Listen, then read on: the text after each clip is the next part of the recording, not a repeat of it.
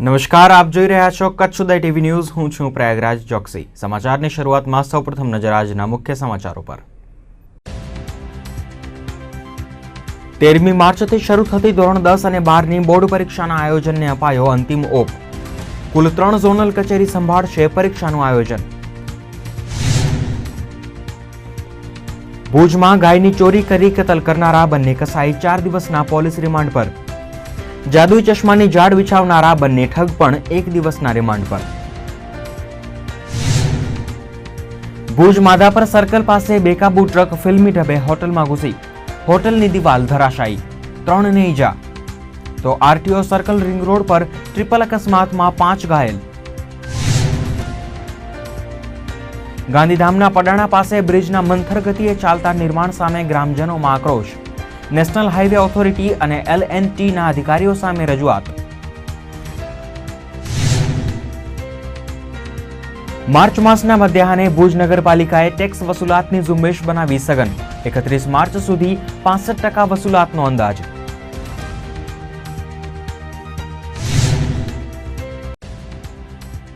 ભુજની હવામાન કચેરીમાં અઠવાડિયા પહેલા જ આવી ગઈ હોળી. કર્મચારીઓ રજા પર ઉતરતા ચાલુ દિવસે કચેરીને મારવા પડ્યા તાળા.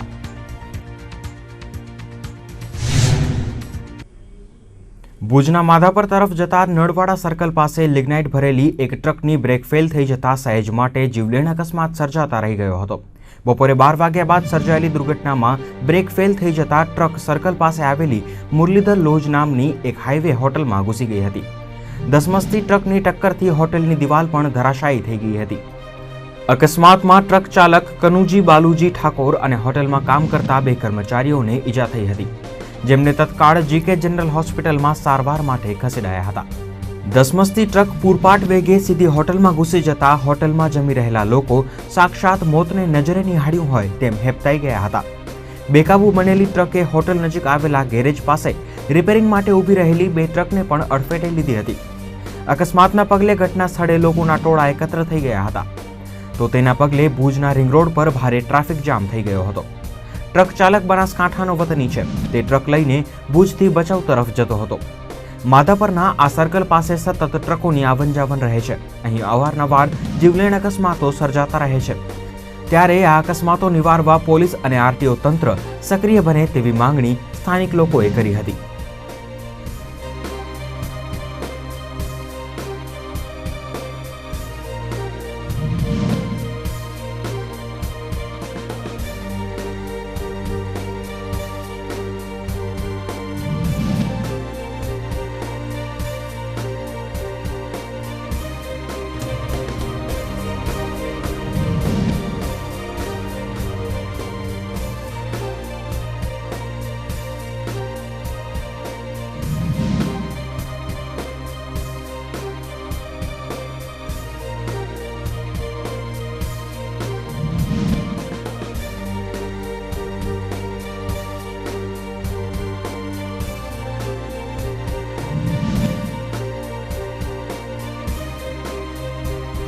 હવે ડ્રાઈવરની બેદરકારીના હિસાબે આમ ઉપરથી ફૂલ સ્પીડમાં ગાડીવાળો આવતો હતો. આ તો સારું થયું કે વચમાં 2-3 ઠેકાણે બ્રેક થતાં 2-3 ગાડીમાં ટચ થઈને પછી આવ્યો, નહીં તો અમારા કસ્ટમરને પણ ઘણા નુકસાન થયું હતું. એમ બેફામ ગાડીઓ હલાવે છે ડ્રાઈવરો. ગાડીઓ તો વચમાં 4-5 ટુ વ્હીલવાળાને નુકસાન થયું છે, 2 મોટી ગાડીને નુકસાન થયું છે. અમારી હોટલ આખી ફેંકી દીધી છે. હોટલની અંદર 2 જણાને લાગી હતું કસ્ટમરને, પણ એને એટલું બધું નહોતું લાગ્યું. પણ હવે એને પછી લઈ ગયા 108માં, પણ કેટલું લાગ્યું એટલે ખબર નથી કાંઈ. આ બેદરકારી 110%. આમાં બેફામ ચલાવે, કોઈ માણસોની જિંદગીનું શું આ વિચાર કરવો પડે. આમાં થોડોક પોલીસ તંત્રને થોડોક જાગતું રહેવું જરૂરી છે. કારણ કે આમાં હજારો માણસોની જાનનું જોખમ. આ તો નહોતો ને ધાબાની અંદર હજારો માણસોની જિંદગી જોખમી છે. આમાં થોડોક જરૂરી છે. આમ બેફામ ચલાવે ટ્રકો, થોડોક તંત્રને જાગવો જરૂરી છે. તો આજ રિંગ રોડના બીજા છેડે આરટીઓ સર્કલ ખાતે થોડા કલાકો બાદ અન્ય એક જીવલેણ અકસ્માત સર્જાતા સહેજ માટે અટકી ગયો હતો. આરટીઓ સર્કલ પહેલા ડીઆઈજી બંગલો પાસે આવેલા આર્મી કેમ્પના ગેટની બરાબર સામે આ અકસ્માત સર્જાયો હતો, જેમાં ટેન્કર ચાલકે કાબુ ગુમાવી એક સ્કૂટીને ટક્કર મારી હતી. સ્કૂટી પર નાનકડી પુત્રી સાથે એક માતા જઈ રહી હતી. ટેન્કરની અડફેટે સ્કૂટી ચાલક મહિલાએ કાબુ ગુમાવ્યો હતો અને તે લોડિંગ રિક્ષા સાથે અથડાઈ પડી હતી. લોડિંગ રિક્ષામાં પણ એક મહિલા તેના 12 વર્ષના પુત્ર સાથે સવાર હતી.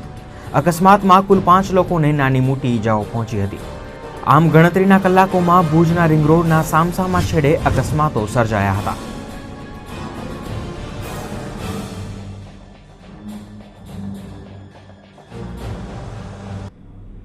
ભુજના જીઆઈડીસી વિસ્તારમાં 2 ગાયની ચોરી કરી તેની કતલ કરનારા બંને આરોપીને કોર્ટે 4 દિવસના પોલીસ રિમાન્ડ પર મોકલી આપ્યા છે. એલસીબીએ કતલ કરવાના કેસમાં ભુજના રોહિદાસનગરના રમેશ હરજી મહેશ્વરી ઉર્ફે રીંગણો અને ભારાપર ગામના સિદ્દીક ઓસમાન રાયમાની ધરપકડ કરી હતી. રિમાન્ડ દરમિયાન આ કતલમાં અન્ય લોકોની સંડોવણી પણ બહાર આવે તેવી શક્યતા છે. આરોપી રમેશ અગાઉ ચોરીઓના ગુનામાં ઝડપાઈ ચૂકેલો છે. જમીન અને દરિયામાં 20 ફૂટ ઊંડે સુધીનું દ્રશ્ય દેખાડતા જાદુઈ ચશ્માના નામે મુંબઈના એક શખ્સ સાથે ઠગાઈની કોશિશ કરનારા આરોપીઓને કોર્ટે 1 દિવસના રિમાન્ડ પર મોકલી આપ્યા છે. રાજકોટના ચિરાગ ગુસાઈ અને તરુણ શુક્લા નામના આરોપીઓએ જાદુઈ ચશ્માના નામે ઠગાઈની જાળ બિછાવી હતી. તેમની વાતોમાં ભોળવાઈ ગયેલા મુંબઈના મિલિંદ આનંદ કદમને તેમણે ભુજની હોટલમાં બોલાવ્યો હતો. બાદમાં તેમણે 20 લાખ રૂપિયા મેળવવા ફરિયાદીને ગોંધી દીધો હતો. ભુજમાં ગૌહત્યાની ઘટનાના પડઘા હજુ શમ્યા નથી ત્યાં રાપરના આડેસરમાંથી પોલીસે કતલખાને લઈ જતા 12 અબોલ જીવને બચાવ્યા છે. રાત્રે 1:45 વાગ્યાના સુમારે પોલીસે આડેસર ચેકપોસ્ટ પાસેથી પસાર થતી એક ટ્રકને અટકાવી હતી. ટ્રકમાં એક પાડો અને 11 ભેંસને ઠાંસીને ભરવામાં આવ્યા હતા. ટ્રકમાં 3 લોકો સવાર હતા.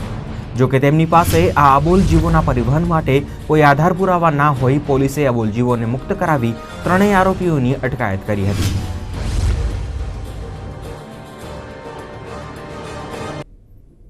13મી માર્ચથી શરૂ થતી ધોરણ 10 અને 12ની બોર્ડની પરીક્ષાના આયોજનને જિલ્લાના માધ્યમિક અને ઉચ્ચતર માધ્યમિક શિક્ષણ વિભાગે અંતિમ ઓપ આપી દીધો છે. ધોરણ 10 અને 12ની પરીક્ષાને ઝોનમાં વહેંચી દેવાઈ છે.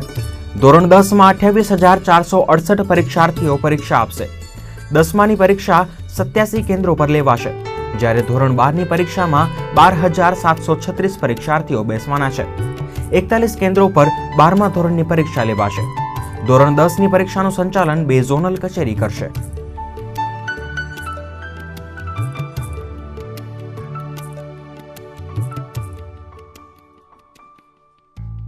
સાહિત્ય પહોંચાડવા માટે જે અમારી ઝોનલ કચેરીઓ છે, તો 10મા માટે 2 ઝોનલ કચેરી છે અને 12મા માટે 1 ઝોનલ કચેરી છે. તો ઝોનલ કચેરીનો સમગ્ર સ્ટાફ છેલ્લા 10 દિવસથી રાત દિવસ મહેનત કરી અને ટોટલી આખરી કામગીરીને અંતિમ તબક્કા ઉપર પહોંચાડેલું છે અને સમગ્ર પરીક્ષા ખૂબ સારી રીતે લેવાય એ માટે ઝોન પ્રતિનિધિઓ રોજે રોજ જે તે પરીક્ષા બિલ્ડિંગ ઉપર ગાર્ડ સાથે પ્રશ્નપત્રો અને એની સાથે જશે અને પરીક્ષા પૂર્ણ થઈ રિસીવિંગ સેન્ટર ઉપર પરત આવશે અને આ રીતે રોજે રોજ પરીક્ષાનું ખૂબ સારી રીતે આયોજન કરેલ છે. બહુ સરસ વાત છે. ખાસ કરીને આ પરીક્ષાઓમાં ધોરણ 10ની અંદર જાહેર પરીક્ષાનો અનુભવ ધોરણ 10ના વિદ્યાર્થીઓને પ્રથમવાર થતો હોય છે.